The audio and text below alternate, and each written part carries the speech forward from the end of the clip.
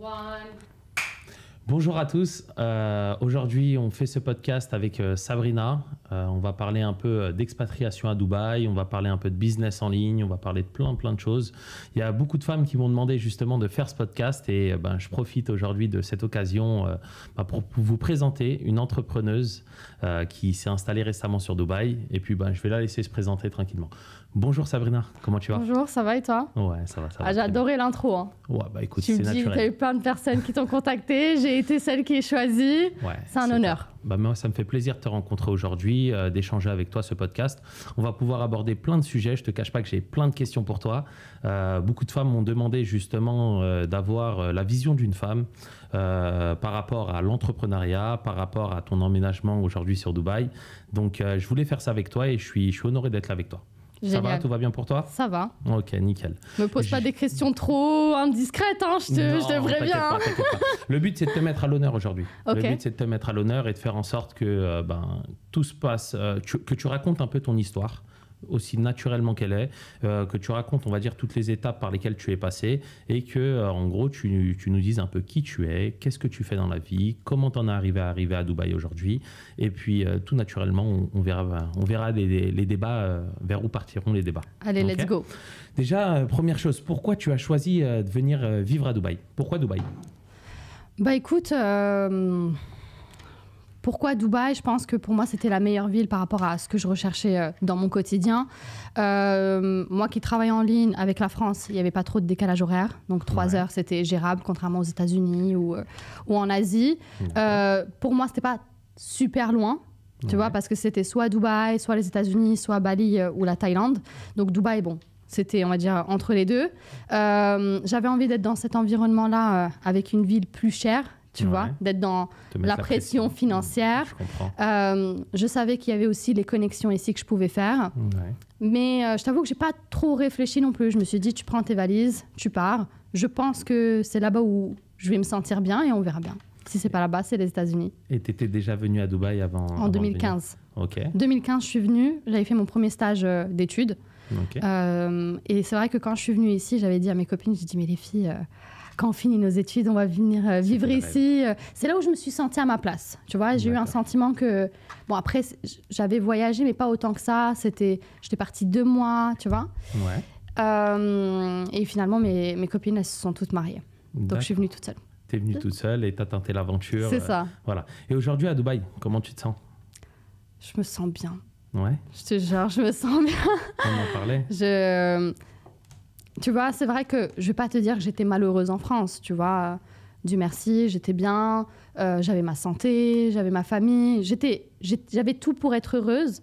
Mais c'est vrai que je ne peux pas t'expliquer parce qu'il n'y a pas de fait vraiment pour expliquer que j'étais pas bien. Mais je ne me sentais pas à ma place, je n'avais pas l'impression que j'étais tirée vers le haut ou que je grandissais ou que j'évoluais. Je n'avais pas de vision. Tu vois, j'étais dans une zone de confort. Tu te sentais peut-être un peu limitée en France? Peut-être, je rencontrais pas des personnes au quotidien, je travaillais de mon côté de chez moi. J'étais avec mes amis, j'étais pas avec des nouvelles rencontres, tu vois. Et tu sais, même ici, par exemple, je vais avoir la vision de, OK, je vais faire ce nouveau projet, OK, je vais investir dans ce bien, OK, je vais... Tu vois, alors qu'en France, j'avais pas cette excitation-là, tu vois. Où là, ce week-end, on va sortir là, et là, je vais rencontrer une nouvelle personne, et on va découvrir un endroit de ouf. Et là, on va manger ici, on va faire du contenu de malade, et tu vois. J'avais pas ça en France. Donc ici, je me sens bien, parce que aussi, il y a ce renouveau, c'est comme si je redémarrais de zéro toute ma vie, tu vois. J'ai eu mon expérience en France, j'ai eu mon parcours et maintenant, OK, let's go. T'as ton expérience, t'as ton mindset, t'as construit quelque chose, repars de zéro. Tu connais personne et c'est une nouvelle aventure. Donc, je me sens bien. Ok, nickel. Avant même de parler de la suite des choses, moi, j'aimerais en savoir plus un peu sur toi, sur ta personne. D'où tu as commencé, à quel moment tu es devenue entrepreneuse, parce qu'il y a eu ce passage, je pense, soit des études ou du salariat vers l'entrepreneuriat. Et qu'est-ce qui t'a, on va dire, poussé à commencer à entreprendre? Par où déjà tu as commencé, ne serait-ce que salariat, t'en étais où? Ok. Raconte-moi Bon, ton je te histoire. raconte de manière... Aujourd'hui, c'est toi la star. Hein. Aujourd'hui, réellement, c'est toi la star de ce podcast. J'ai eu tellement de demandes de femmes qui me suivent, justement. Okay. Et j'avais envie de mettre à l'honneur les femmes. Regarde, tu es en train de me rendre un peu exclusive. Tu sais, j'adore ça. Hein. Ouais. Pourquoi moi? Pourquoi toi? Parce que déjà, tu étais présente sur les réseaux. Okay. Très franchement, tu t'exprimes bien. Je t'ai rencontré un peu avant parce que c'est ce que je fais quand je lance un podcast. Je prends le temps de rencontrer la personne, de voir un peu si elle partage les mêmes valeurs que je prône. Tu étais une personne très terre à terre, très, on va dire, qui avait de très bonnes valeurs. Et je me suis dit, pourquoi pas, en vrai. C'est par rapport à notre rencontre. Okay. Parce qu'au début, je voyais que l'image. Tu parles très, très peu sur tes réseaux. Voilà, je connaissais pas la Sabrina. Et justement, le fait qu'on se rencontre avant, ça m'a donné envie, justement, de te dire, bon, ok, c'est validé, on y va. Voilà pourquoi toi. Ok. Du coup, bon, pour revenir sur ta question, comment j'ai commencé le monde de l'entrepreneuriat, bon, c'est un peu... On n'entend pas de fin. J'ai pas l'histoire de celle qui est passée de Sibylle à la liberté financière, bon, de manière par hasard. J'étais commerciale. Ok. Donc, dans quel domaine?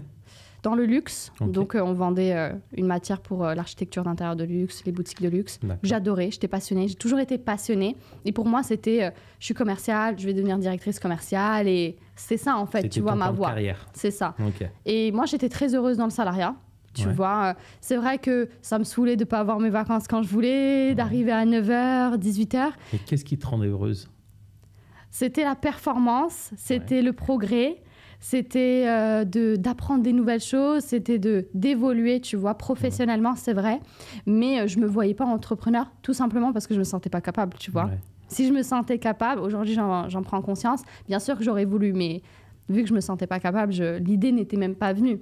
Et tu aimais ça Moi, j'étais aussi également ingénieur commercial par le passé. Tu vois, commercial aussi également. Et est-ce que tu aimais ça, le challenge que tu as de tous les mois recommencer à zéro, de te challenger par rapport à des nouveaux objectifs à chaque fois, de faire plus? Parce que bon, quand tu es commercial, plus tu vends, plus tu gagnes. Ce qui est logique. Et tu aimais ça, le challenge? Bon, moi, j'étais dans une entreprise où on ne me payait pas la commission. Bon, ils auraient dû, tu vois, mais ils avaient de la chance parce que j'étais débutante et j'avais cette soif d'apprendre et de rendre mes patrons fiers, tu vois. Mais c'était, on va dire, je travaillais pour ça. Mais je ne travaillais pas à la commission, malheureusement, bien qu'on faisait des gros contrats, tu vois. Mais ce que j'aimais, c'était le challenge, c'était des rendez-vous clients, c'était de voir, OK, un contrat et ça encaisse, même si c'était encaissé par l'entreprise, tu vois. Mais c'est pas grave, c'est de te dire, je suis capable de vendre. J'étais capable, tu vois. Donc, non, j'adorais. J'étais dans le monde du luxe, on voyageait avec l'entreprise. C'était cool, c'était ma première expérience professionnelle. D'accord. Donc, j'étais assistante commerciale, après, je suis passée responsable commerciale. Donc, j'étais fière aussi, je voyais mes revenus évoluer. Mais bon. Et donc, en fait, par hasard, j'avais toujours cette idée de je vais un jour créer mon business, mais je me disais, il me faut l'idée du siècle. Tu vois, c'est ce qu'on se disait, tu vois, quand on ne connaît rien. Et l'idée du siècle n'est jamais venue. Clairement. En fait, elle est déjà arrivée dans le siècle. C'était trop tard. Voilà.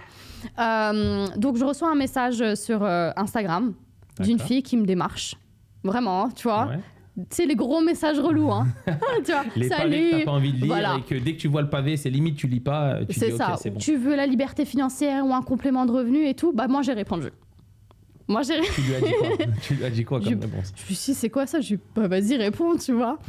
Et naïve, elle m'envoie une vidéo. C'était 50 € pour rentrer. Je me dis quoi? Moi, je me dis, génial, tu vois. Je vais lancer un nouveau projet. Ça me coûte que 50 €. 50 € par mois? Non, une fois. Une fois, ok, d'accord. Je vais être dans un environnement avec d'autres personnes. Je vais apprendre des nouvelles choses. Et peut-être que je vais apprendre à gagner 20 € avec ce qui sort trop bien. Tu vois, vraiment, j'étais excitée par ça, en fait. D'accord. Donc, je commence comme ça et je suis dans quelque chose de nouveau. Donc, moi, ce qui me motivait, c'était d'apprendre des choses, tu vois, de démarrer de zéro et de commencer quelque chose. Donc, je gagne le premier mois, je gagne 300 €. Moi, ça me choque, tu vois. Je gagnais peut-être pas beaucoup dans le salariat par rapport à ce que je faisais. Je travaillais 45 heures. Là, dans le métro, pour aller au travail, je suis en train de gagner de l'argent avec mon téléphone. Je gagne 300 €. Tu vois, c'est quoi? 3 jours d'intérim. Pour moi, c'était un truc de ouf. Mais c'était là où peut-être que ça t'a brisé le petit facteur mental qui te bloquait à l'époque et que tu t'es dit, en fait, c'est possible, tu vois. Moi, je me disais même pas que je voulais le faire parce que je pensais même pas que c'était possible. Donc 300 €, mais après, j'avais pas pour motivation, tu vois, de gagner plus d'argent c'était pas d'en faire une carrière, tu vois. C'était, OK, là, j'ai fait 300, donc vas-y, fais 1000, ainsi de suite. Donc, le troisième mois, je fais un SMIC. tu vois, encore, tu vois, dans le métro ou avant de dormir sur Bien mon sûr. téléphone comme ça, tu vois.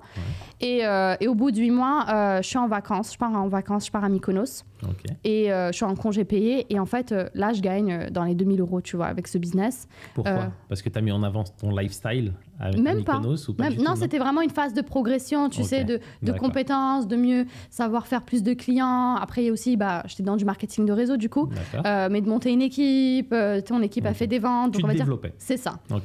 Donc là, au bout de 8 mois, je suis en vacances à Mykonos. Tu vois, je suis sur un transat, cocktail et tout. Et là, je suis en train de travailler comme ça. J'adore cette vie. Tu vois, Ouais. je me dis, mais c'est Je incroyable. travaille de la piscine. Tu vois, Je fais rentrer de l'argent. c'est ça. Ouais. Alors qu'avant, c'était vraiment, t'arrives pas en retard, toujours le stress, toujours la pression. Je me dis... Donc là, je suis dans les bouchons après mes vacances pour aller au travail. Je me fais embrouiller pour 5 le jour minutes. d'après, hein. Après, c'était fini mes vacances, Voilà. tu vois. Ok. Je gagne 2000 € avec mon business. Je suis dans les bouchons pour aller au travail, tu vois. Ouais. Je me fais embrouiller par ma patronne pour 5 minutes de retard. Bouchon parisien. Voilà. Ouais. Tu vois, je passais 1h30, 2 Tendu, heures. tendu total. Ouais, j'imagine totalement. Et je me fais embrouiller pour 5 minutes. Ciao, bye bye. Voilà, je reviens plus. Ouais, je dis, non, c'est bon, moi, je sais comment faire de l'argent moi-même, j'ai mon business, Ça je y vais est, être tu t'es vu millionnaire. déjà atterrir. C'est tu ça. t'es vu déjà dans ton truc et compagnie. Donc, ça a commencé comme ça. Ok, d'accord. Vas-y, Donc, après, on va voir la suite. Mais... Ouais, donc ça a été la première étape. C'est-à-dire que là, tu es passé directement dans la démission et tu t'es dit, OK, bon, déjà de faire de l'argent tout seul, c'est possible. Je le fais de mon téléphone. Ça veut dire que ça n'a pas besoin de ma présence physique dans un lieu pour commencer à générer mes premiers sous. Et la première difficulté qui t'est arrivée justement, parce que là, tu me parles du côté super positif, super chill, de dire, écoute, je fais des sous à côté. Est-ce que ça t'a pas mis un peu dans l'insécurité de te dire, là, j'ai plus de salaire, Ouais. en fait. C'est-à-dire que si je me lève plus, si je travaille plus, il n'y a rien qui rentre. Ouais. Je suis très prévoyante, hein, donc j'avais demandé une rupture et ils ont accepté. Ok, donc tu as pris un petit billet quand Ouais. même. Ok. Moi, j'ai ok. pris, tu vois, c'était... mon père, il était pas OK avec ça. Il me disait, non, mais je croyais que ton truc, c'était pour jouer, tu vois, c'était pour rigoler, tu Ouais, vois. c'était du temps un peu... C'est voilà. ça. T'es responsable commercial, t'as un travail honorable. Tu peux pas quitter. En plus, j'ai quitté au moment, à la deuxième vague ou la première vague du Covid, où tout le monde se faisait licencier. Moi, j'étais pas licenciée. Il me dit, mais tout le monde est en train de perdre son boulot. On sait même pas si on va pouvoir retrouver du boulot à ce moment-là. De partir. Voilà. Bon, du coup, j'ai demandé une rupture conventionnelle. Ils ont accepté. Et je me disais, OK, si jamais mon business, ça marche pas, j'ai le chômage au cas où. Ok. Tu vois, j'avais demandé, mais même s'ils n'avaient pas accepté, j'aurais fait un abandon de poste, tu vois. D'accord. Je me sentais pas, je me disais au cas où, tu vois, Ouais, dans ma tête. juste Je me au cas sentais pas où. encore stable. Ok. Tu vois, j'avais pas assez de recul à ce moment-là. Et tu parles de ton père dans Ouais. tout ça. Justement, il t'a dit qu'il n'était pas OK. Ouais. Quel type de frein ou pas, Ouais. justement, t'a-t-il mis justement dans ce lancement? Parce que moi, je te parle aussi un peu de mon expérience. Mon père aussi m'a mis beaucoup de freins lorsque j'ai voulu me relancer dans l'entrepreneuriat en me disant, oui, tu as une bonne situation, c'est bien, compagnie. Mais quelles étaient ses croyances par rapport à toi et quel type de frein t'a-t-il mis devant? En fait, après, je pense, c'est venu après les freins, tu vois, dans mon parcours. Mais au début du parcours, ses croyances à lui, c'était justement, en fait, mon moteur à moi. Tu vois, qui me disait n'importe quoi. Et tout. Si, tu vas voir. Il n'a rien compris. Ouais. N'importe quoi. Et lui, il l'a jamais fait. Pourquoi il me dit ça, lui? Je peux pas écouter quelqu'un qui l'a jamais fait. Ouais. Tu vois. Et j'avais raison. Et du coup, non, moi, ça a été juste... Je pense que s'il avait pas ces croyances-là, et qu'il me soutenait, et qu'il était derrière... J'aurais pas eu cette dalle, tu vois, cette force mentale, cette tu vois, niaque pour vraiment tout donner, casser. voilà. Même quand ça marchait pas, etc. Donc au début, non, ça a été un moteur. C'est après. C'est après parce que quand tu démarres un nouveau business, tu es dans l'excitation, tu vas tout donner, tu n'as pas de croyances, tu te fais pas encore gifler par le business Bien et sûr, tout. bien sûr. Mais après, tu évolues, ça commence à marcher et là, tu commences à stagner. Et quand tu stagnes, c'est là où soit tu remets un coup de collier et tu remontes, ou tu baisses. Tu redescends. Et en fait, là, ça a été très dur pour moi, où c'est là où les doutes ont commencé à arriver. Je commence à moins y croire. Ouais. Je commence à me dire tout ça pour ça là, tu vois. Ouais, J'ai limite, j'aimais bien mes week-ends et rentrer du boulot, ne plus y penser, tu vois. Je me sentais pas libre, tu vois, à ce moment-là, parce que je gagnais comme ce qu'on aurait pu gagner, tu vois, dans le salariat, peut-être un peu plus, mais je me dis à quel prix, tu vois, je fais tout ça. Donc à ce moment-là, ça t'a enfermé? Ça t'a renfermé de rentrer dans l'entrepreneuriat, c'est-à-dire d'avoir... Parce que très souvent, les gens se disent, là aujourd'hui, entre guillemets, tu peux vivre à la piscine, faire ton argent et compagnie, comme l'histoire que tu me racontes par rapport à Mykonos. C'est une belle vision de l'entrepreneuriat, mais qu'on se le dise bien, le début, c'est beaucoup, beaucoup d'heures de travail.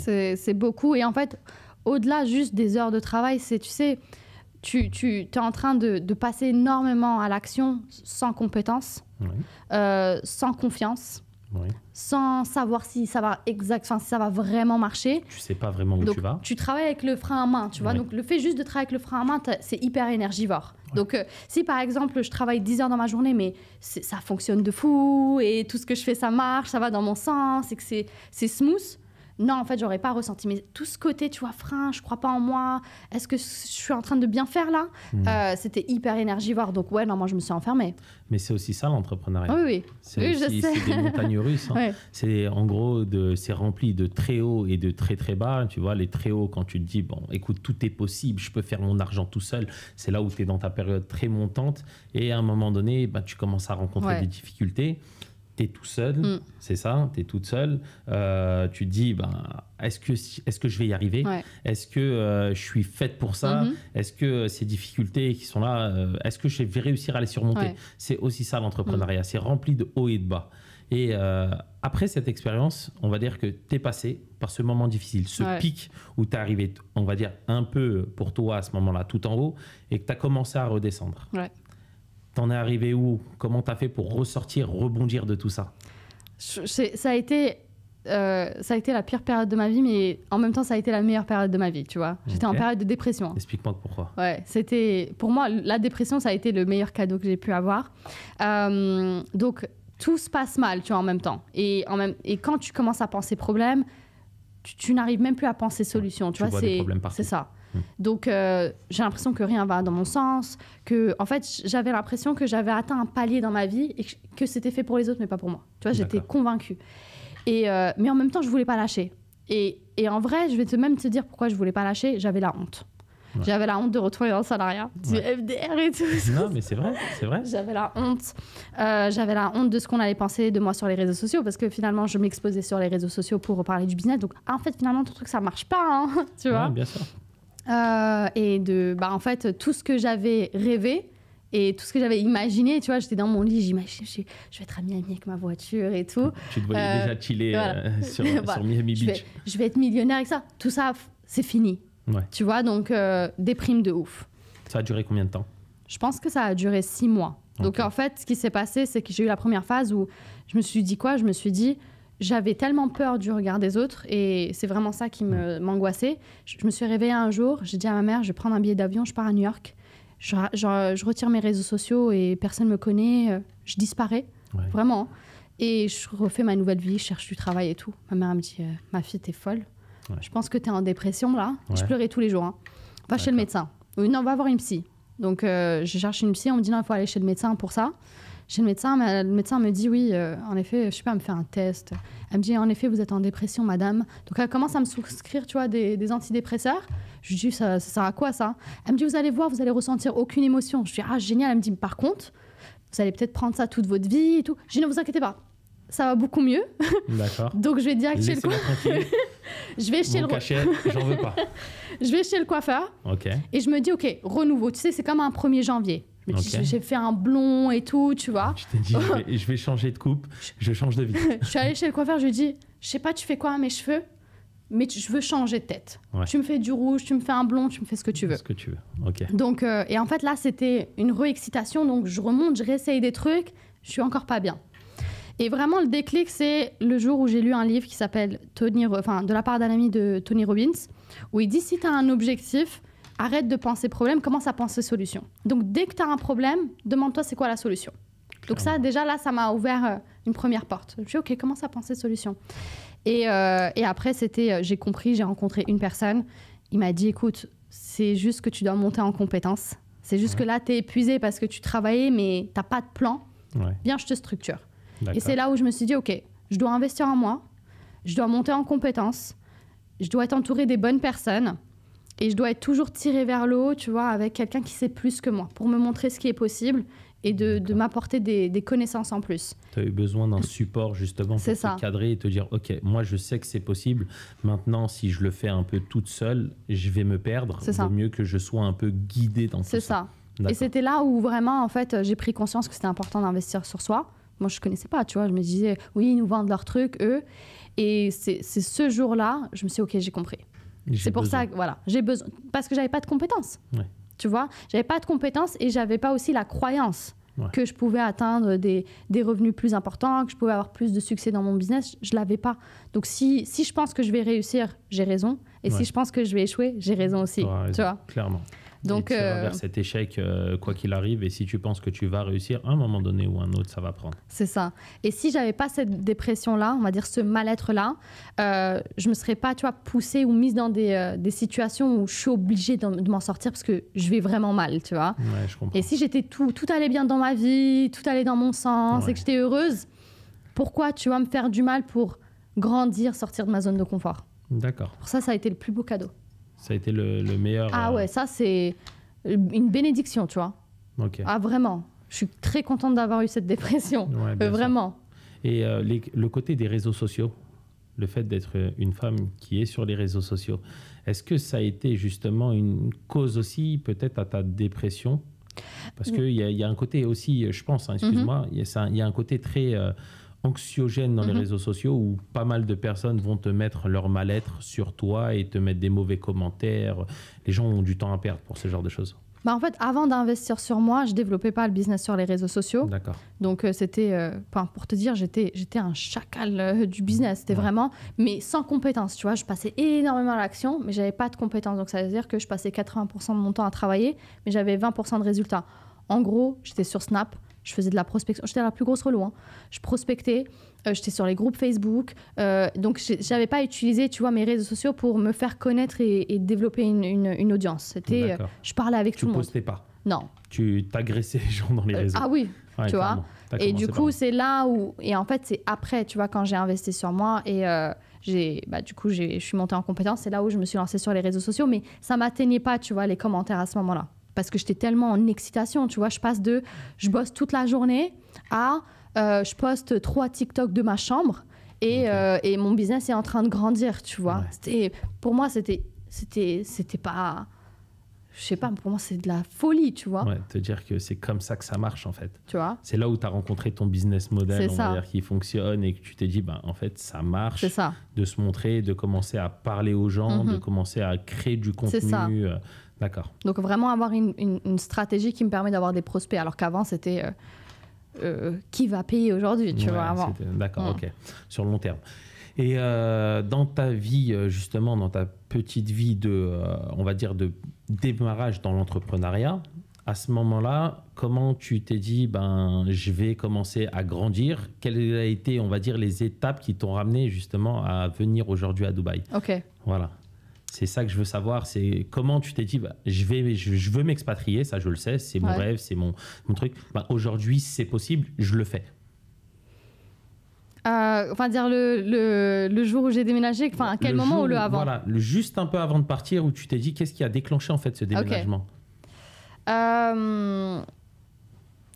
y a eu un événement où je me suis pas sentie bien. En fait, je suis arrivée à un moment où j'ai eu tout ce que je voulais, tu sais. Je voulais un business qui fonctionne.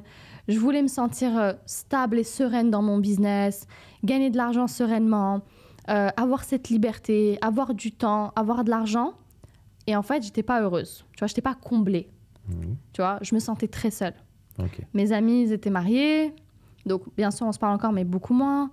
Et pour te dire, je cherchais même à retourner dans le salariat juste parce que j'avais trop de temps de dispo, tu vois. Ouais. Tu t'es dit qu'il faut que j'utilise ce temps. Il vaut mieux que je redevienne salarié. Et en fait, tout le temps libre que j'avais, c'était... j'ai envie de me poser, tu vois, c'était... Et je suis pas bien dans mon environnement, dans mon quotidien, tu vois. Pas que les personnes n'étaient pas cool autour de moi, mais on partageait pas la même vision, tu vois. J'avais pas avec qui parler, avec qui... échanger. C'est ça. Ou même pas juste partager mes problèmes, mais partager mes réussites, parler de business. Tu vois, en tout cas, parler de mes centres d'intérêt. Tu avais un environnement qui était vraiment dans le salariat autour de toi. C'est ça. D'accord. Donc on pouvait parler, on rigolait, etc. Mais je sortais pas de cet échange. On me disait, oh, trop cool quand on a parlé et tout. Enfin, tu vois, c'était... J'étais là, comme ça, tu vois. Je vivais. Tes problèmes étaient différents de ceux que ressentaient les gens. Voilà. Okay. Et du coup, je suis pas heureuse. Tu vois, je suis pas heureuse. Et je me dis, mais j'ai tout et je suis pas heureuse. C'est ouf quand même. Ouais. Et jusqu'au jour où, tu vois, j'étais triste en fait. Et j'en parle avec ma meilleure amie. Elle me dit, Sab, pars à Dubaï. Tu vois, elle savait que c'était mon rêve. Elle était venue. On s'est rencontrés, elle et moi, en 2015 ici. Elle dit, mais pars. Tu vois, je dis, ouais, mais tu sais, j'avais peur. Je disais, c'est une ville super chère. Imagine le business s'effondre. Qu'est-ce qui te faisait peur, justement? C'était le niveau de vie ici qui te faisait peur? Je me suis dit, on sait jamais, tu vois, si c'est un niveau de vie trop... Enfin, c'est que la vie, elle coûte trop cher et que sur le moment où je suis partie, je pouvais, tu vois, on va dire... je pouvais vivre ici. Mais je me suis dit, imagine dans 6 mois, imagine dans 4 mois, imagine, tu vois, si... Mon business s'effondre. C'est ça. Parce que j'étais, voilà, avant, je gagnais de l'argent et c'était peu importe combien je gagnais. De toute façon, je suis chez mes parents. J'ai ce coussin, cette sécurité. C'est ça. Si je gagne beaucoup, si je gagne bien, tant mieux. Si je gagne pas assez, c'est pas grave. Je suis pas en insécurité, tu vois. Je comprends. Donc là, je me dis, là, il faut que je me responsabilise. Mais je savais, au fond de moi, je sentais que j'avais besoin de ça, tu vois, pour passer à un niveau supérieur dans ma vie. Donc, c'est la prise d'envol en fait. C'est ça. C'est là où tu passes de la petite fille à papa et maman, et là où tu te dis bon ok, là je vais me mettre dans l'inconfort, et là je vais commencer à tenter les choses, et là je vais commencer à risquer des choses. C'est ça. Ok. Donc j'ai cette conversation avec elle. Je dis mais tu penses? Je dis mais je suis pas prête. Elle me dit si t'es prête, vas-y. Tu vois. Elle me dit au pire tu restes 3 mois et tu verras. Et donc elle me disait, elle me donnait ce conseil pour rester 3 mois. D'accord. Donc, je prends mon billet 1 mois après. Ouais. C'était quand ça? Je suis arrivée le 17 octobre. D'accord. 2023, ouais. Ok. J'arrive et en fait, c'est ouf, tu vois. Et dès la première semaine, j'avais l'impression que tout se réalignait dans ma vie, tu vois. Je me sentais mieux en tant que personne, je me sentais plus moi-même, je me suis plus structurée dans le business, j'ai eu plus d'idées, j'ai ressenti plus d'épanouissement. Et très vite, j'ai rencontré des personnes, tu vois. Et en fait, même sans même réfléchir, alors que de base, c'était va pour pas te reposer, mais te ressourcer et après, tu reviens. Et très vite, c'était OK, je dois faire mon visa, je vais mettre l'entreprise ici, sans même, tu vois, que j'y pense en France. J'avais pas de plan. D'accord. J'avais pas de t'es plan. Venu sans plan, c'est juste... J'ai ramené ma valise. Ouais. D'accord. T'as pas ramené toutes tes affaires. J'ai ramené toutes mes valises, toutes mes affaires d'été, tu vois. C'est Dubaï. Voilà. C'est Dubaï. Tu vas pas venir. Bon, des fois j'ai froid, maintenant j'ai plus de veste. Mais j'ai juste ramené ma valise en disant c'est une nouvelle vie. Tu vois, et j'avais pas un plan. Ouais, je vais rester 1 an et je vais. Non, c'était. Tu vis au jour le jour, tu t'es dit ok, je vais dans un environnement où je peux me sentir mieux possiblement, tu n'en avais aucune certitude à ce moment-là, et en arrivant, tu as trouvé cet apaisement. C'est ça. Te sens, et aujourd'hui tu te sens bien je me sens dans ta vie à Dubaï Je me sens trop bien même. Ouais, je t'ai posé cette question la dernière fois justement. Et j'ai répondu. Je t'ai demandé justement, est-ce que tu te sens bien aujourd'hui, et tu m'as dit ouais, alhamdoulilah, tout va bien. Ouais, c'est ça, c'est vraiment le sentiment que j'ai, tu vois, je me sens... Après, je dirais pas que c'est que Dubaï, tu vois. Je pense que je suis pas 100% objective parce que la vie que j'avais à Paris, si disons que j'ai la même vie et la même tranquillité que j'ai ici, mais pas juste par rapport à la sécurité, mais par rapport à mon environnement, par rapport à ma vie de famille, enfin mes parents, etc. Et que je ramène cette tranquillité à Paris, peut-être que je serais aussi épanouie, tu vois. Je sais pas. Je suis pas objective. C'est un tout. C'est un tout, c'est ce mélange-là. Mais aujourd'hui, je me sens bien. Tu vois, j'ai plus la pression que j'avais en France. Et c'est pas la France. Moi, j'ai rien contre la France. C'était ma vie en France qui faisait que j'étais mal. Dans comment tu te voyais en France, comment tu vivais en France, où tu n'étais plus en adéquation, et tu avais ce besoin de changement. C'est ça. Et donc aujourd'hui, je me sens... Vraiment, c'est ça. Je me sens... Tu vois, tous les matins, et j'ai toujours été comme ça, même en France, mais je me réveille, je dis, j'ai vraiment de la chance. Tu vois, je me sens vraiment bien. Apaisée. Ouais, c'est ça. Et des fois... un jour, j'étais avec une personne ici et tu sais, j'ai passé tellement un bon moment, tu vois, genre j'ai rigolé, enfin c'est bête, hein, tu vois, mais moi je suis reconnaissante même des moments simples de ma vie, tu vois, quand je mange à ma faim, je suis heureuse, tu vois, bien sûr. Quand je bois de l'eau, je suis heureuse. Bien sûr, juste des fois, en fait, tu fais un point sur toi et tu dis, je suis à Dubaï, je suis là où je voulais être, je me sens bien, je fais ce que j'aime faire, voilà, c'est cette prise de conscience. C'est ça. Et à un moment, c'était vraiment un moment simple, tu vois, je me suis dit, putain, c'est ce que j'ai toujours rêvé dans ma vie, c'est cette tranquillité, cette liberté financière, ce soleil, cet environnement, cette qualité de vie. Et tu sais, je me mets à pleurer, tu vois. J'étais avec une amie, elle me dit, mais pourquoi tu pleures? Je suis vraiment heureuse, tu vois. Elle me dit, moi aussi, je suis heureuse, mais je pleure pas. Je te sens ému justement par rapport à cette conversation. Ah ouais. Arrête de faire ça, tu vas me remonter les larmes pour rien, tu fais exprès alors que de base j'allais pas chialer. Pas du tout. Non, mais je sens justement que c'était peut-être une conversation qui t'a touché à ce moment-là et qui t'a fait prendre conscience que t'es bien, alhamdoulilah. Ouais, c'est ça, alhamdoulilah. C'est le but, hein, c'est que tu te sentes bien et que tu sois en adéquation avec tes valeurs, avec ce que tu aimes faire professionnellement, personnellement. C'est l'essentiel. Si tu as trouvé ton apaisement, c'est tout ce qu'il faut. J'ai pas envie de te faire chialer quoi qu'il. Non, mais parce que de base j'allais pas pleurer, après tu m'as dit, je te sens ému. Et tu sais, je te regarde, je te vois me regarder dans les yeux. Et tu sais, des fois, c'est un mot, un geste qui va. Partir. Voilà. Je me dis, commence pas. Non, je peux pas. Moi, je suis une pleurnicheuse. Hein. Non, t'es émotif. C'est normal, c'est rien.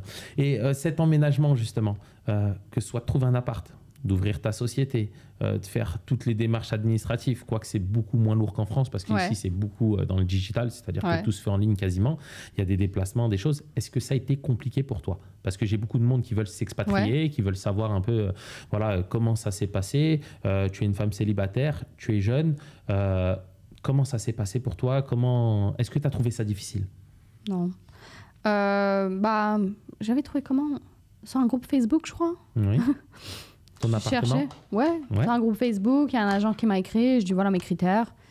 Je lui avais écrit, je crois, peut-être 2 semaines avant que j'arrive. Il m'a dit oui, là c'est trop tôt. Bon, j'étais un peu stressée par rapport à ça. Donc 2 semaines déjà, c'est beaucoup trop tôt. Il y a déjà, c'est il m'a dit, il m'a dit. On est différents en France, on pense différemment. On se dit qu'il faut qu'on s'organise 3-4 mois à l'avance, alors qu'ici, c'est autre chose, le marché de l'immobilier. Et je me dis 2 semaines. Et tu vois, j'avais un peu ce stress de où est-ce que je vais habiter, tu vois. Bon, après, en vrai, il y a toujours où habiter. Je finis pas à la rue, donc j'allais pas être stressée pour Airbnb, hôtel, voilà, t'es en vacances au début. Tu te dis tranquille. Je suis pas stressée, tu vois. Et je me dis au pire, tu prends un truc vite fait et après tu. T'es pas stressée, mais t'as cette peur de l'inconnu. Ouais, c'est ça. Dire, je lâche tout et là je vais, je sais pas où. Après, pour moi, je lâchais rien, tu vois. C'était, allez go, je prends ma valise. Tranquillement, c'est les vacances. C'est les vacances. Voilà. Donc sur un groupe Facebook, je crois, ou comment s'appelle le truc là, Bon Coin là, de Bezel, je sais pas comment. Dubizel. Du Bezel. Ouais, du Bezel. J'arrive jamais à le prononcer. Ouais, de Bezel. Donc il y a un agent, je dis c'est mes critères, il me dit 2 semaines c'est trop tôt, je t'écris 3 jours avant que tu arrives. Okay. Il m'a montré sur WhatsApp, j'ai dit vas-y. Il m'a dit tu me donnes genre je sais pas 100 € juste pour booker, parce qu'il m'avait demandé de payer, j'ai dit non par contre. Ouais, tu payes pas à l'avance. C'est ça, donc j'ai dit non. T'avais peur de l'arnaque. Ouais, on sait jamais, tu vois. Bien sûr. Je dis j'arrive, je te paye sur place. Il me dit ok, je lui paye juste 100 €. Et je suis arrivée, voilà. Je l'ai payé sur place. Donc ça pour le logement. Ouais. Après pour l'entreprise, je me suis renseignée un peu par contre au début. Donc en fait c'était plus je posais des questions soit à des personnes qui avaient déjà une structure, tu vois, pour faire le visa et la création d'entreprise, donc voir un peu les prix, voir aussi des personnes, par exemple quelqu'un comme toi qui est entrepreneur, je vais lui demander comment tu as fait, etc. Les prix, voilà. Donc ça pendant 1 mois. Et voilà, après j'ai trouvé une entreprise, je suis allée sur place. C'était cohérent, je me sentais à l'aise avec eux. Bon, ça, j'étais un peu stressée par contre. Ouais. Tu vois, je suis allée sur place, j'ai dit je vous paye pas, vous montrez les bureaux, vous montrez l'équipe. Tu avais ce critère, on va dire, très français, mais en même temps de quelqu'un qui venait dans un nouveau pays. Mais en même temps, ici, tu dois quand même t'en méfier un peu. Tu dois faire attention. Il y a de l'arnaque sur ça. Bien sûr. Et du coup, je suis allée sur place et eux, ils m'ont commencé la démarche avant même que je paye. D'accord, ok. Donc ça m'a rassurée.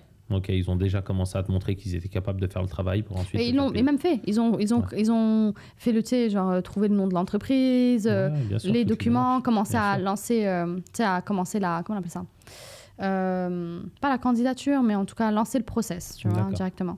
Et après, quand j'ai vu que là, c'était le moment il faut que, je sais pas, il fallait une étape d'après, j'ai payé. Ok.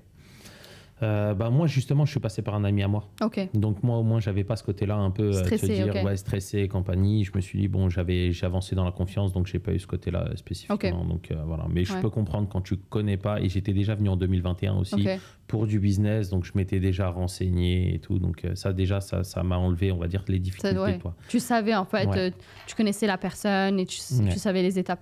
Et tu parlais de l'arnaque. Ouais. Pour toi, depuis le mois d'octobre, ça va faire maintenant bientôt 4 mois que tu es là, 5 mois même. Quels sont les côtés négatifs que tu as vus déjà en 5 mois de recul en tant qu'entrepreneuse, les 5 mois de recul en tant que femme, en tant que personne, quels sont les côtés négatifs de Dubaï pour toi aujourd'hui? Pour moi, parce qu'il y a des choses qui pour moi c'est pas, voilà. Il y en a pour qui c'est pas, enfin il y a des choses où pour moi c'est un côté positif, pour d'autres personnes c'est négatif. Moi c'est plus le côté superficiel des personnes. Ouais. Tu vois, je suis trop honnête. Tu vois, par exemple, moi, je me vois pas faire semblant d'avoir un certain revenu ou d'avoir une certaine voiture ou de show-off, tu vois. Enfin, je suis pas attachée à ça. Et même, j'aurais tellement peur, tu vois, que la personne, elle connaisse la vérité. Donc, ça, que ça soit donc, en amitié ou quand tu cherches, tu vois, tu dates et tout. Donc, en amitié, les Bien filles, sûr, elles sont très... Tu cherches à te marier dans ta vie, forcément. Donc, tu finis par justement te dire, OK, je vais accorder de la confiance, essayer de discuter, voir et compagnie. Et là, tu as senti qu'il y avait une certaine... C'est du bluff. Il y a beaucoup de bluff, tu vois. Je suis totalement d'accord. Les gens ici, c'est ce que je te disais. Hein. Il y a beaucoup dans le mas-tu vu. C'est ça. Il y a beaucoup de ça. C'est vraiment... C'est comme si, tu vois, ils sont propres de l'extérieur, mais en fait, de l'intérieur, il n'y a rien, tu vois. C'est une location, c'est pas leur vraie voiture, c'est pas... Et j'ai l'impression que c'est très superficiel, que ce soit la personne, ce qu'elle montre en termes de matériel, mais aussi le fond, tu vois, ils sont là pour l'argent. Tout le monde, tout le monde ici, la plupart des gens te parlent de chiffres. Ouais, c'est ça. Ils sont là et ils te rentrent dans la catégorie une fois que le chiffre, en gros, leur convient. Ils te disent, ouais, toi c'est 25 000, toi c'est 50 000, toi t'es 100 000, et ils vont te respecter par rapport au chiffre revenu. que tu... Non, c'est même pas le revenu que tu as vraiment, c'est le chiffre que tu dis. Parce que moi, maintenant, j'ai appris à faire la différenciation entre le chiffre que tu m'annonces et la réalité des choses. C'est ça, tu divises par 4. Moi, je suis même par 10 des fois. Ah ouais? Par 10? Ouais, il y en a certains. Moi, je divise par 4. Hein. Il y en a certains, c'est trop. Ici, c'est vraiment quelque chose qui est très compliqué à Dubaï. C'est vraiment, les relations sont fictives pour moi. La plupart des relations. Il y a encore des gens, on va dire, avec qui tu arrives à échanger naturellement, mais il faut limite sortir ce côté business, qui est très dur, parce que ici, Dubaï, c'est business, qui est très dur, mais une fois que tu les sors du côté business, tu te dis, écoute, t'as pas besoin, j'ai pas besoin que tu m'impressionnes, j'ai pas besoin qu'on parle de chiffres ensemble, tu vois. Si tu vas m'impressionner, c'est par ton discours, ta façon d'être, ta façon de t'exprimer, ce que tu peux véhiculer comme valeur, plus ça. Et une fois que tu sors de ça, que tu sors du truc, on va faire du business ensemble, à partir de là, c'est là où tu arrives peut-être un peu à creuser avec des personnes un peu plus honnêtes. Créer des liens, Donc ça, je trouve. Les filles aussi, tu sais, même en amitié... très superficiel. Bon, après, c'est un côté positif et négatif, mais tu sais, ce côté superficiel, on va dire physiquement, tu vois, prendre soin de soi, acheter du luxe, bien s'habiller, prendre soin. Donc, c'est bien parce que ça te permet, tu vois, parce que pour moi, l'image, elle reste importante. Il faut prendre soin de soi, c'est de l'estime, faut pas se présenter de manière négligée. Surtout que tu es entrepreneuse et que c'est toi qui vendent. Les gens, s'ils signent pour toi, ils te font confiance à toi. Donc forcément, s'ils pensent que si tu viens négliger, ils vont penser que tu es négligé dans le business. Bien sûr. Et d'un côté, je me dis, tu sais, ça fait du bien, tu vois, d'être autant attentif à ton image comme ça. Ça fait monter ta confiance, qu'on le veuille ou non. Tu vois, quand tu te regardes dans la glace et tu te trouves bien, tu vois, ça t'arrive et tu te présentes mieux. Voilà. Mais c'est trop, tu vois, c'est trop... Quand j'ai rencontré des filles, c'était des sujets autour de ça. Parfois, c'est même une pression. Parfois, même, elles te jugent par rapport à ça. Même elle parle de ça. Donc, vu que moi, j'ai déjà rencontré des filles qui me parlaient de ça, elles ne pouvaient pas forcément se permettre ça. Donc, elles vont chercher à trouver un moyen de se permettre ça, tu vois, d'avoir toujours du luxe. Je trouvais ça hyper négatif, tu vois. Donc, j'ai du mal à avoir même des amies filles ici, hein. C'est depuis. Et tu cherches pas spécifiquement à reproduire, on va dire, tes amitiés que tu as en France et les ramener ici, te dire, bon, ici, moi, j'ai rencontré beaucoup de personnes et la plupart des personnes veulent être très rapidement amies, reproduire, on va dire, les amis qu'ils ont laissés dans leur pays, que ce soit en France, au Canada, aux États-Unis, parce qu'il y a des amis anglophones de partout. Tu te dis, ils veulent tous reproduire à être ton best friend first day. En gros, leur groupe d'amis qu'ils ont laissé dans leur pays, ils se disent t'es lui, voilà. C'est toi. Donc ça veut dire qu'il n'y a pas cette phase, non, je pense pas. Après, Oui, je pense que, mais après, même la personne en face, elle aura tendance à être aussi comme ça parce que finalement, on est pareil, on est seul ici, on n'a pas beaucoup d'amis, etc. Donc en fait, on va se comprendre, tu vois. C'est pas comme si elle avait déjà son groupe d'amis. Généralement, les gens n'ont pas de groupe d'amis. Donc... C'est une terre de voyage ici à Dubaï. Ça veut dire qu'il y a beaucoup de gens qui viennent, mais qui repartent et compagnie. Donc c'est très compliqué de faire des amis sur le très long terme ici à Dubaï spécifiquement. Mais du coup, est-ce que j'ai eu l'impression vouloir être trop amie rapidement avec les personnes? Non, parce que j'étais déjà comme ça, tu vois, très sociale, je parlais, on rigole, tu vois, tout de suite. Sans rentrer dans ton très perso et compagnie. Pour ça, il faut creuser, il faut vraiment que tu aies envie justement de parler un peu de ton côté plus perso avec des personnes que tu apprends à connaître au fur et à mesure.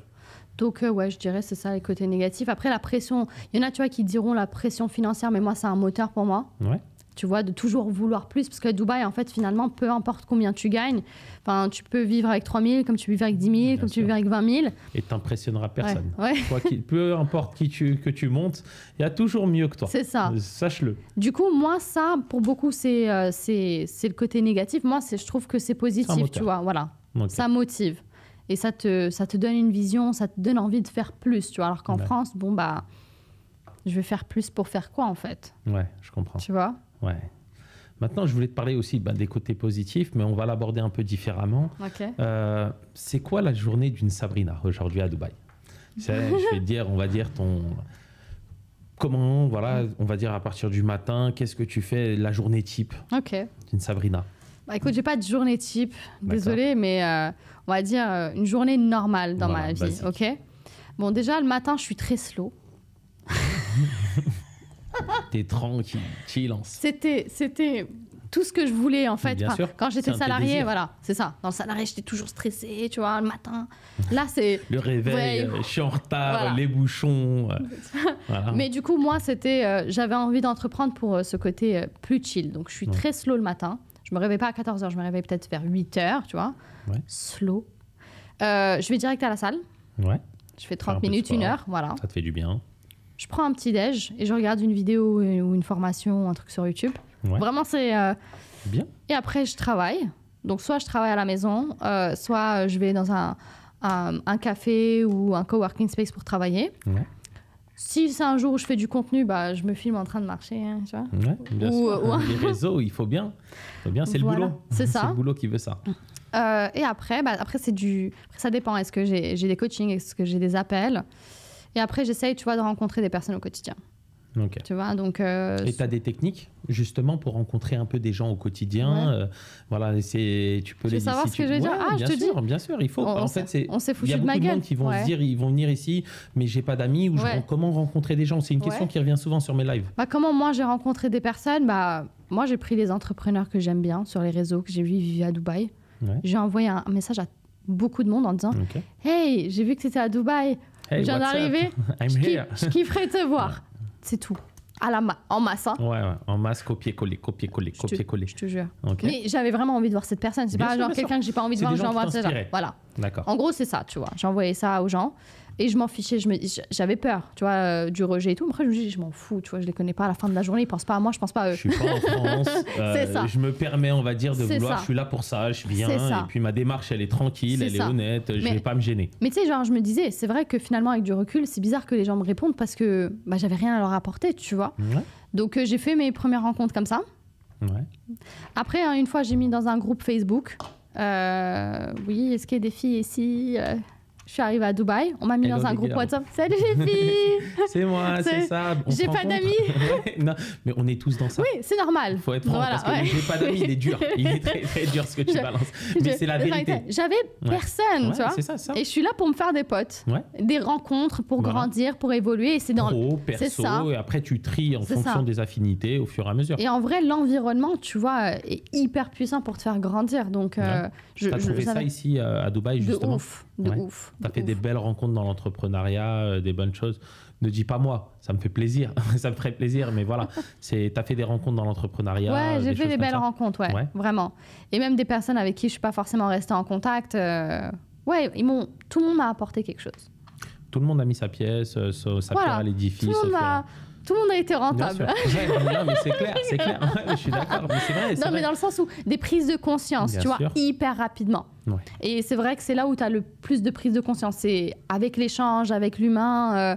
Quand tu vois quelque chose un exemple, en fait, directement en face de toi, avec quelqu'un qui n'est pas forcément là pour te vendre un truc, tu vois, mais qui est lui-même qui te parle, tu as des prises de conscience. Bien sûr. Donc, ouais, j'ai fait comme ça. Et si pour eux c'est possible, tu te dis encore plus, ça te brise encore plus de trucs et tu te dis ouais. Moi, c'est ce que j'avais senti en 2021. Quand je suis venu ici pour la première fois, j'avais passé 3 mois et quelques. Je me suis dit, mais là, il y a un truc de spécial dans cette ville, en fait. C'est que tu vois que les gens, ils arrivent à faire de l'argent, ils arrivent à vivre paisiblement et en fait, c'est possible. Tu vois, ils ont une vie qui m'attire parce que je me dis que si eux, ils ont réussi à le faire, je suis désolé, excusez-moi du terme, mais ils font pipi, caca comme moi. C'est possible aussi pour moi. Et dans cette ville-là, tu peux rencontrer beaucoup de connexions. Bien sûr. Voilà. C'est aussi quelque chose qui est très spécial et très lié à Dubaï. C'est ça. C'est vrai que la ville, elle est magique pour gagner de l'argent. Ouais. Et surtout aussi, il y a la plage. Il y a la plage qui est pas loin. Le cadre, il est merveilleux. Tu as la sécurité, toi aussi, en tant que femme. Nous, en tant qu'hommes, il y a aussi le côté où on ne te vole pas.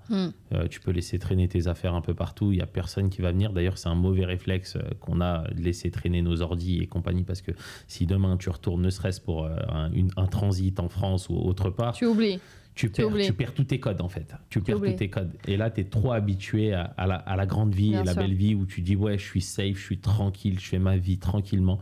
Ici, en fait, quand tu viens chercher ta tranquillité, tu l'as. Tu n'as pas de problème. Si tu veux pas les problèmes, tu n'en auras pas, tu es tranquille. J'avais une je me question. suis posé d'ailleurs la question tu dois ne pas te méfier jusqu'où? Est-ce que vraiment tu te méfies de rien? Ou faut se méfier un peu? Tu sais, je me suis dit, ok, cette sécurité, elle va jusqu'où? Tu vois, est-ce que... Je me suis dit, parce que moi, de base, je suis très prévoyante, attention, ça. Et là, je suis chill. Moi, j'étais en région parisienne aussi également. On est dans le fief de là où il faut faire attention à tout, à son argent, à là où tu poses et compagnie. Et c'est ce que tu disais juste avant. Là, maintenant, c'est plus le matériel, mais c'est les gens que tu rencontres. Okay. C'est là où je le dis à tout le monde. Mais méfiez-vous de tout le monde que vous avez autour de vous. Okay. Si je leur dis une chose, vous voulez rencontrer des gens, faire du business et compagnie, évoluer dans vos business, faites-le, il n'y a pas de souci. Mais ce qui vous avez ramené ici, c'est vous et vous-même. Maintenant, faites en sorte de tout miser sur vous et vous-même. Okay. Évitez de vous éparpiller dans les gens qui vont vous bouger, ils vont vous montrer des billets, ils vont vous dire oui, voilà, moi je fais, moi je... Et tu vas te dire, c'est une bonne ça. personne dans mon contact, mais pas forcément. Voilà. C'est ce qui t'a ramené ici, capitalise dessus. Et fonce sur ça. Tu vois, tu peux te faire des relations et compagnie, mais reste le business dans l'inspiration, non pas dans le mélange de tes business. Okay. Tu vois, fais très attention aux gens, et c'est ce que je le dis aussi à tout le monde qui nous suit, faites très attention aux gens qui voudront rapidement mêler vos portefeuilles, mêler vos business ensemble. Parce qu'il y a des opportunités. Il y en a plein qui vont dire, ouais, vas-y, viens, on s'associe, viens, on fait ci, viens, on fait ça. Sur ce côté matériel, tu es tranquille. Le côté humain, là, je te dis, méfie-toi. Tu es dans un monde de requins, tu es dans le business, tu es dans un monde qui est, on va dire, à 80-90% d'hommes qui sont là et qui sont arrivés en étant des requins, en voulant se dire, bon, écoute, tu as de l'argent dans tes poches, je vais faire en sorte de te retirer cet argent pour moi manger dessus. Donc, ce côté requin, c'est un truc qu'il faut garder en tête. De dire, OK, on peut s'inspirer des uns des autres, mais garde tes business qui t'a fait venir ici, développe-le. Inspire-toi si quelqu'un veut t'aider, si quelqu'un veut... OK, mais mélange pas ton portefeuille. C'est vraiment le côté sur lequel vraiment je tiens à insister dessus. Et toi, justement, ce côté entrepreneuriat, en tant que femme, dans ce monde de requins, dans ce monde qui est vraiment très misogyne, parce que c'est un monde où il y a beaucoup d'hommes. C'est un monde où les hommes sortent un peu leurs épaules et compagnie. Comment tu t'en sors, comment tu t'y retrouves? Est-ce que les relations avec des hommes, c'est plus simple, c'est plus compliqué dans le business? Ouais. Ah, dans le business? Ouais. Tu vois, ce monde de requins, je le ressens, mais je le ressens pas dans mon business à moi, tu vois, parce que je suis seule, j'ai 2 personnes qui travaillent avec moi, qui sont excitées par la vision, tu vois, de mon business. Parce que je fais plus du MLM, du coup, j'ai pas dit tout à l'heure, tu vois. On va me clasher, on dirait, tu fais... un peu ce que tu fais. Genre, MLM, Ouais, MLM. faire allumer. Même moi, Mais en vrai, c'est un très bon business pour démarrer. Hein. Oui. Moi aussi, je t'ai dit le MLM, j'avais une très mauvaise vision dessus. Je comprends. Moi, je dis pas que c'est le meilleur business à faire. Ok. Ouais. Il y a ce côté négatif par rapport aux amis, la famille, la stratégie, tu vois, qui est enseignée, des choses que des leaders font ou des groupes, enfin des têtes de groupes, tu vois, font pour matrixer et un peu manipuler les personnes. Mais c'est un très bon business pour commencer à gagner de l'argent quand tu n'as pas de service, produit à vendre. Enfin bref, je ne peux pas vendre de trucs. Je suis ton client, justement. Je suis ton client. Qu'est-ce que tu as à me vendre, en fait? Même si tu n'as rien à tout de suite. Là, je ne fais plus du MLM. Je suis prospect aujourd'hui. Ce que tu fais, c'est pour donner un peu une vision aux gens qui nous écoutent. Qu'est-ce que tu as à me vendre? Comment tu n'as peut-être pas forcément à me vendre des produits, des services. Mais l'opportunité? Ouais. L'opportunité, si tu es un débutant, tu veux apprendre à gagner, que ce soit 200 à 500 euros en plus, parce que tu n'arrives pas à t'en sortir à la fin du mois, tu n'as pas envie de te casser la tête à trouver une idée de business ou autre. Le coût pour commencer est très très bas. Donc tu arrives, tu es guidé, tu as une formation qui est prête, tu t'occupes pas de la logistique, tu dois juste ramener des clients. Okay. Tu vois, donc t'es commercial en fait. C'est ça, t'es commercial et c'est simple pour toi de démarrer. N'importe qui peut commencer et on t'apprend tellement de choses. Donc il y a ça, il y a l'aspect aussi formation et la personne que tu deviens. Aussi. Moi j'ai une académie. Aujourd'hui je fais plus du tout d'MLM. J'ai arrêté l'MLM. Mais tout l'apprentissage que tu peux avoir dans le MLM, c'est juste ouf, tu vois, quand tu l'exploites vraiment. Tu apprends le côté humain, la psychologie, la vente, le recrutement, comment tu parles avec une équipe, comment tu deviens un manager, comment tu aides quelqu'un qui n'a pas de compétences à le faire monter, comment tu calcules tes chiffres, le chiffre d'affaires et tu penses à tes solutions, le mindset que tu développes. Enfin, tu dois être tellement partout. Ouais, mais tu peux te louper. Ouais. Tu vois, tu perds pas d'argent. Il n'y a pas de gros risques, tu vois. Plus tu fais, le mieux tu fais, plus tu gagnes et tant mieux. Si tu fais pas, tu perds rien. Ouais, tu perds un peu de temps, mais de toute façon tu tentes. C'est ça. C'est un moindre risque. C'est ça. Donc ça veut dire que quand tu sors avec une expérience MLM, que quand tu as été à fond pour faire n'importe quel business, c'est beaucoup plus facile. Parce que le MLM c'est dur, tu vois. C'est facile de rentrer. Tu peux gagner de l'argent sans créer un business, etc. Où ça, c'est la partie la plus relou. Mais tu apprends tellement de choses que peu importe ce que tu fais après, tu vois, tu vas réussir. C'est à gagner de l'argent dans le MLM. Il y a ça, il y a le côté humain. Tu vois, donc il y a des personnes qui veulent juste gagner 200, 500, 1000 euros en plus, mais avoir ce côté humain qu'on n'a pas dans l'entrepreneuriat. Dans une communauté, tu fais des séminaires, tu fais des voyages, tu fais des belles rencontres. Donc c'est hyper... Tu es dans une équipe, tu es dans une atmosphère. En gros, tu es un entrepreneur dans une grosse structure. C'est ça. Et après, il y a le côté vraiment liberté financière, tu vois, et on va dire le revenu passif que tu peux développer, parce qu'à un moment, quand tu commences à avoir une équipe, des clients réguliers, ça structure et tu gagnes plus des revenus en fonction du temps que tu passes. Mais après, avec le temps, tu as une équipe qui ramène du chiffre d'affaires. C'est ça. À qui tu ne payes même pas un salaire. Donc, c'est pour ça que moi, je trouve que je ne suis pas là pour te le vendre, parce que ça dépend des personnes. Mais selon moi, c'est une bonne opportunité de business. Et c'est ce qui... Aujourd'hui, j'en fais plus. Aujourd'hui, j'ai un autre business model. Mais oui, tu vois, je suis passée... j'ai mon histoire dans le MLM et le MLM m'a permis d'être celle que je suis aujourd'hui. D'accord. Qu'on le veuille ou non. Tu vois, les gens, ils vont dire c'est mon expérience, c'est mon storytelling, c'est mon histoire. Bien sûr. Donc, et ça t'a permis d'arriver là où tu es aujourd'hui. Il ne faut pas, dire, renier le passage que tu as pris. C'est tes différentes expériences qui font la femme que tu es aujourd'hui. Donc, il ne faut pas la renier. C'est ça. Mais est-ce que s'il y a quelqu'un où je vois qu'il a déjà des compétences ou il a une idée de business, etc., est-ce que je lui conseillerais le MLM? Pas forcément. Mais chaque personne a un business qui pourrait lui correspondre, tu vois, c'est pas... Toi, ça t'a aidé, justement. Ça m'a aidé. Ça t'a aidé à te briser des barrières, à t'enlever, on va dire, des trucs que tu pensais et te dire que tout est possible. C'est ça. Ça m'a permis de me lancer dans l'entrepreneuriat. Ok. Et aujourd'hui? Du coup, aujourd'hui, j'ai fait une académie pour aider justement les entrepreneurs de manière générale, mais je me suis plus spécialisée pour les entrepreneurs dans le marketing de réseau, à leur apprendre à attirer des prospects, à leur apprendre à avoir les compétences de base pour augmenter leur chiffre d'affaires. Donc, à travers la création de contenu, comment créer du contenu réel TikTok et comment réchauffer ses prospects avec les stories pour passer beaucoup moins de temps sur le terrain et juste en fait travailler sur le marketing d'attraction pour avoir des demandes d'information, des prospects au quotidien de manière organique et de manière hyper en abondance. Ok. Et qui sont tes clients? Des hommes, des femmes principalement, des hommes principalement? Que des femmes. Que des femmes. Que des femmes. J'ai eu des demandes d'hommes. Ouais. Là, j'ai été en plus, on m'a appelé pour que j'aide des hommes, mais pour que je gère leurs réseaux sociaux. Eux, ils veulent pas que tu leur apprennes. Okay. Donc, bon, là, pour l'instant, ça en attente. Mais sinon, là, c'est plus les femmes qui me contactent. Après aussi, dans le MLM, il y a une grande partie Enfin, c'est beaucoup de femmes qui sont dans le marketing de réseau. D'accord, beaucoup de femmes. Et tu penses qu'il y a une limite à ça ou tu te limites personnellement, toi, qu'aux femmes ou... Moi, je préfère travailler avec des femmes. Pourquoi je ne veux pas travailler avec des hommes? À part si vraiment je le sens bien et on va dire l'échange, c'est ça, coachable. L'homme n'est pas coachable. Je pense, hein, après, c'est peut-être une croyance qui me limite, mais pour moi, il n'est pas coachable à 100%, surtout si c'est une femme, et l'homme n'est pas coachable. D'accord. Ouais. Donc, je me limite. Ouais, après, j'ai pas eu... C'est pas comme si j'avais 20 demandes d'un homme, des hommes, et après, j'ai refusé, tu vois. Il y a beaucoup plus de femmes aujourd'hui qui viennent toquer à ta porte pour te dire, OK, j'ai besoin un peu de tes services, parle-en moi. C'est ça. D'accord. Et tu peux me donner une storytelling, une petite story par rapport à une de tes clientes que tu as Une cliente à moi? Storytelling sur quoi exactement? Genre comment elle a explosé? Voilà, comment elle a fait, comment tu l'as traité de A à Z?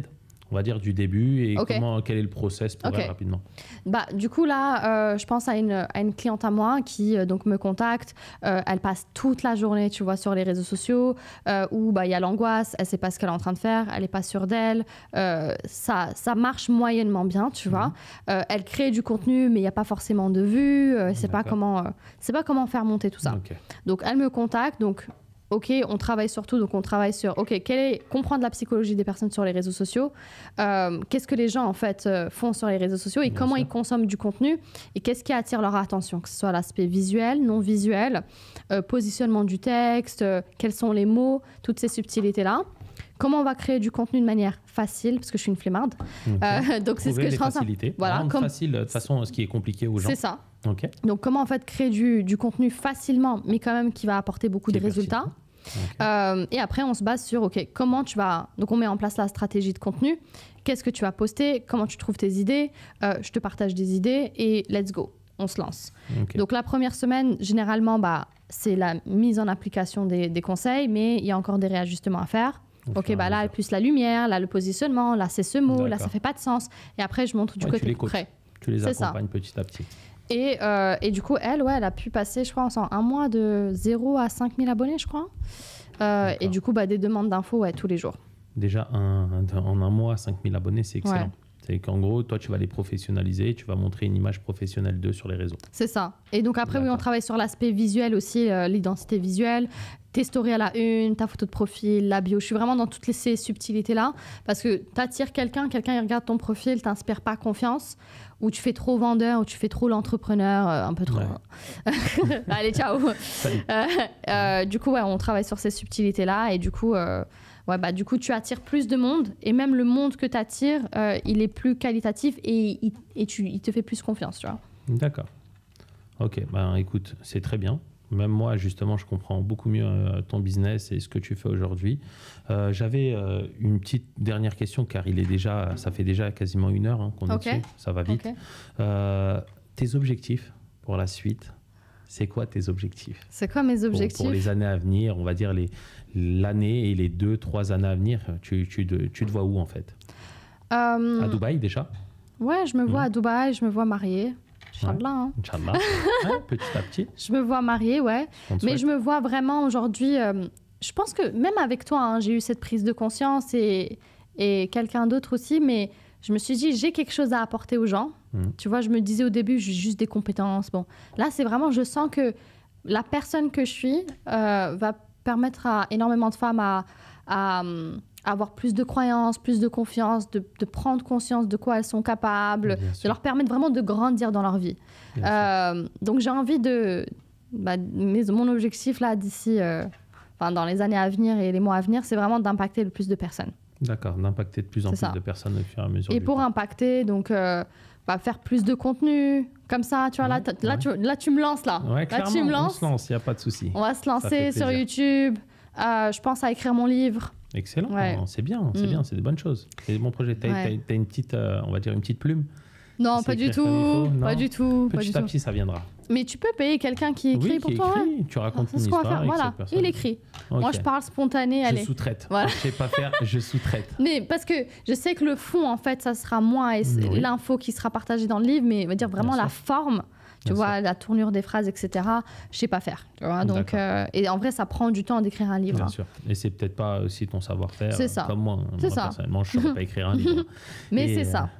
Dernière chose, il y a une autre destination qui te fait rêver. C'est-à-dire qu'aujourd'hui, tu te dis, bon, peut-être tu as 27 ans, jusqu'à 35, peut-être 40. Ok, je suis ici, je vais développer mon business. Une fois que tu seras, on va dire, satisfaite et rassasiée du business, est-ce qu'il y a une autre destination qui te fait rêver, mis à part Dubaï? Ou tu te vois peut-être finir tes jours à Dubaï? Après, c'est vrai que c'est difficile de dire comment je serai, tu vois, dans 15 ans, quelles seront mes envies, mes besoins.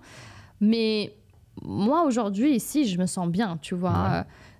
J'aime le climat, j'aime ma qualité de vie. Bon, le climat, je ne l'ai pas vécu l'été encore, mais en tout cas, une grande partie de l'année, j'aime le climat, la qualité de vie, les personnes qui m'entourent, la qualité des services, tout ça. Pour vivre, je trouve que, il n'y a pas mieux, tu vois. D'accord. Après, une autre ville qui me fait rêver, pour voyager, oui, tu vois, rester 1 mois, 2 mois, mais m'installer, non. Tu vois, j'adore les États-Unis. D'accord. Tu vois, là, ça me manque New York, tu vois. Pas te mentir. T'as envie de voir d'autres choses. Tu sais, j'ai dit quoi hier à ma mère? J'ai dit, ça me manque ce côté, tu sais, les rues qui puent. Ça sent la weed, tu vois, ça me manque. Ok. Tu vois? Bah écoute, déjà Sabrina, je tiens à te remercier. Ça a été super court. Je pense qu'on sera, si ça t'intéressera, on sera amené à en refaire un autre. Je te remercie, on va dire, pour cet échange de qualité. On n'a pas abordé tous les sujets qu'on aurait souhaité aborder, mais ça reviendra. On laisse, on va dire, la suite au prochain épisode. Je te remercie d'être venu ici. Je te remercie d'avoir partagé un peu ton expérience et ton temps avec moi et avec ma communauté et ta communauté, parce que je pense qu'ils ont besoin d'en savoir un peu plus pour toi. Et puis, je vous dis à une prochaine fois. Je vous laisse vous dire au revoir. Merci beaucoup. Merci à toi et au revoir tout le monde. Tu veux que je dise comment pour dire au revoir? C'est bon. Merci. C'était bien? Bon, ça va? Ouais, nickel. Nickel, c'est court. Hein. Ouais, Mais en plus, je te voyais regarder et tout, mais après...